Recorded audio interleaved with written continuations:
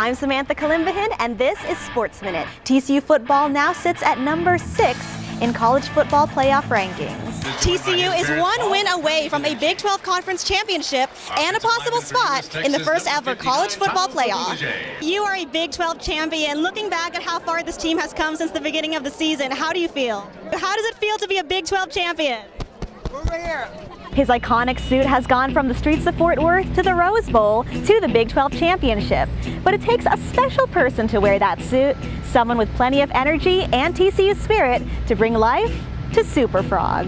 It's very painstaking. You lose a lot of weight during a game. We get the opportunity to really foster what it means to be, a TCU student and fan and even alumni.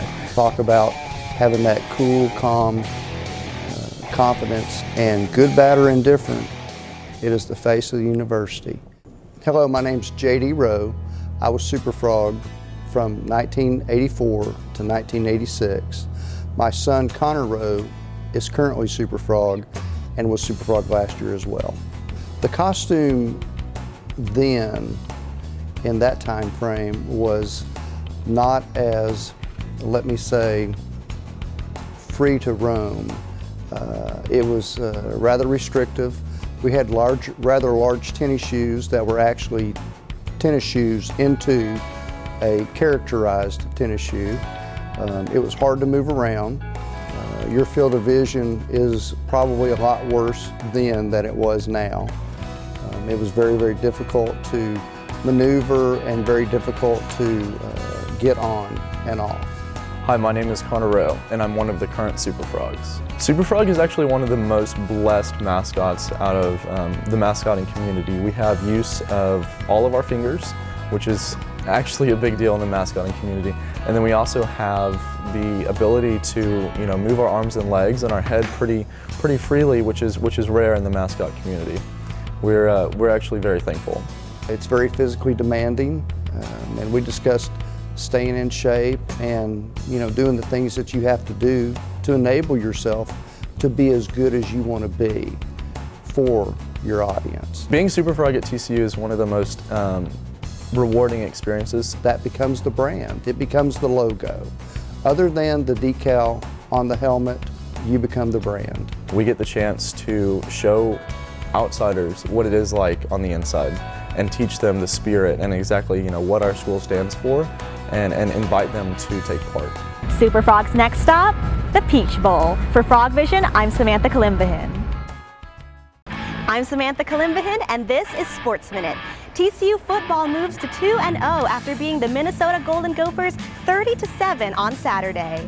Josh Dotson's one-handed touchdown catch from Trevon Boykin was the Wifey connection of the week. The Frogs defense forced 5 turnovers and limited the Gophers to 99 rushing yards on the night. The Frogs have another bye week before the battle for the Iron Skillet at SMU on September 27th. It was a week of firsts for TCU volleyball. Friday, September 12th, TCU beat Notre Dame for the first time in program history at the Shamrock Invitational. Sarita Michaels recorded 2 double-doubles at the tournament, while Alexia Heist reached 1,000 career assists.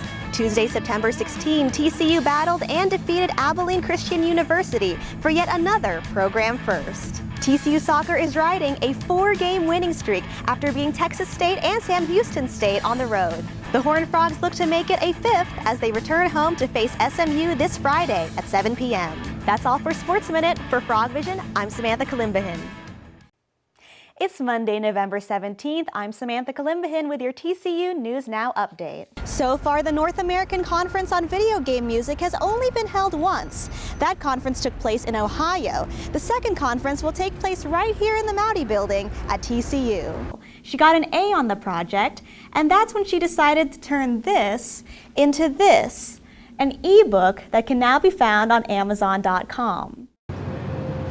Inside the office of the Pre-Health Professions Institute, an eerie figure stands at the window, watching, and making students feel a bit, well, weird. The printer makes really freaky noises in the middle of the night. I think there's ghosts in here, and I think they're attracted to his creepy face. Its name? Jennifer.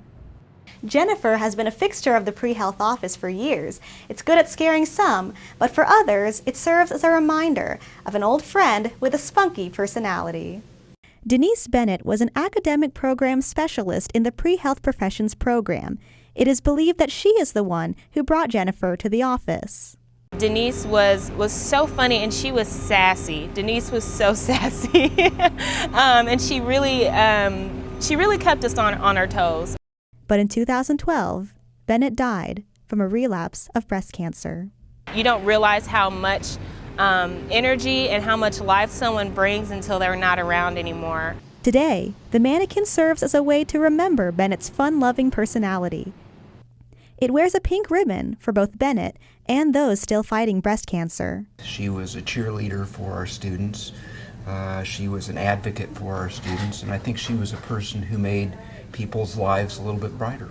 Although she is gone, the mannequin remains, still standing, still watching, and perhaps, much like Bennett, reminding people to have some fun once in a while. Samantha Calimbahin, TCU News Now.